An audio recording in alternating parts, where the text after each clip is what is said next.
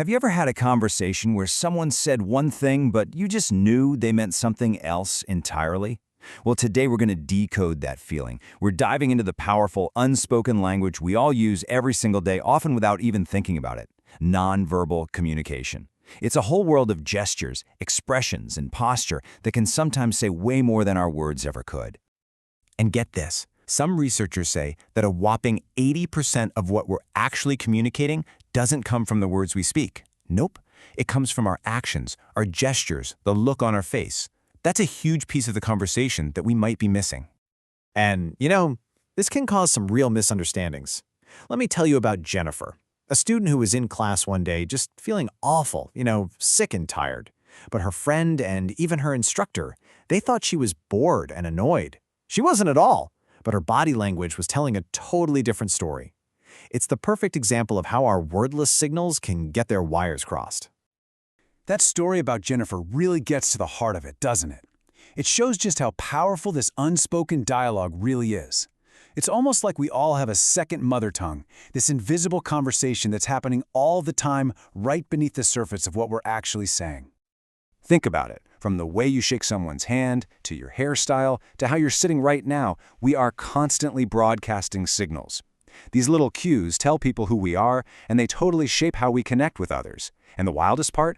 Most of the time, we're not even consciously aware that we're doing it.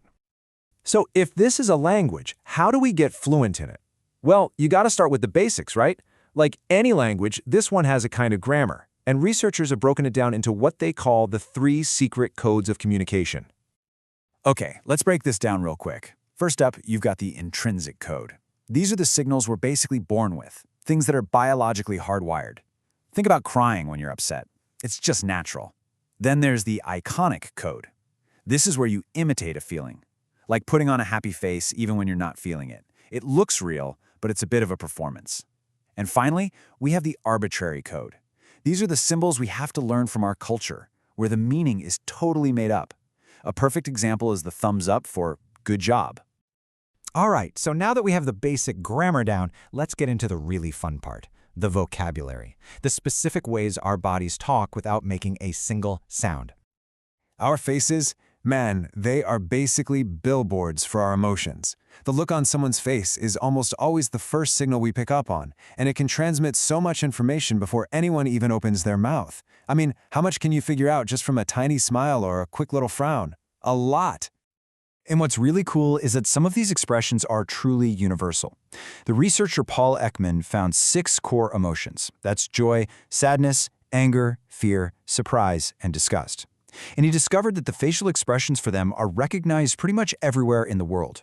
This is part of our shared human experience, that intrinsic code we were talking about. But, and this is a big but, not all signals are universal. This is where that arbitrary code comes into play and can get you into trouble.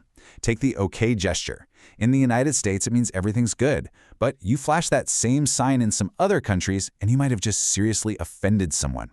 It's a huge reminder that so much of this language is written by our culture, not by our biology. And it's not just our hands. Even the empty space around us sends a message. You ever feel kind of weird when someone stands just a little too close for comfort? That feeling? Well, there's a name for it: proxemics. It's all about how we use space to communicate.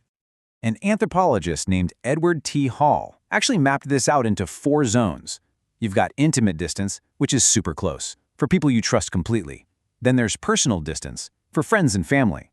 Social distance is for more formal interactions, like with coworkers. And finally, public distance, which is what you'd use for public speaking. Who we let into each of these zones says a ton about our relationships. And finally, there's this really cool thing called paralinguistics. This is all about how you say something. Just think about the phrase, "I'm fine." If you say it in a cheerful, upbeat tone, it means one thing. But if you say it in a flat, cold tone, it means the complete opposite, right? Your tone, your pitch, how loud you are, all of that can totally flip the meaning of your words on their head. So we've talked about the what and the how of all this. But that brings us to the biggest question of all. Why? Why did we humans evolve this incredibly complicated, subtle system of communicating without words in the first place? Well, the short answer is pretty simple: survival. Way before we had complex language, our ancient ancestors needed ways to spot threats, find partners, form groups, and show their emotions. Body language wasn't just some nice little extra. It was a life-or-death tool that kept our species safe and connected. And those ancient survival needs have evolved into 4 main jobs our body language does for us today. It's about identification, signaling who we are. It's for building relationships, helping us figure out where we stand with people. It's for expressing emotion, letting others know what's going on inside. And, of course, it's for delivering messages, either to back up our words or to say something without speaking at all. Okay, so we know what this silent language is, and we know why it's so important. The real question now is, what do we do with all this information? Well, in this last section, we're going to turn all this theory into something you can actually use. Here's the key takeaway. This isn't just about learning to read other people like a book. It's a two-way street.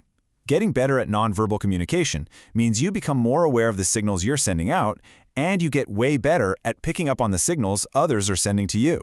So let's build your personal toolkit.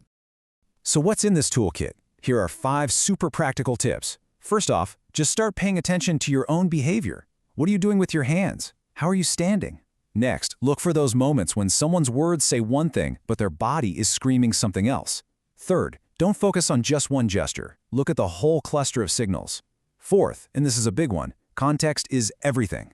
And finally, maybe the most powerful tool you have. If you're not sure what someone's signaling, just ask.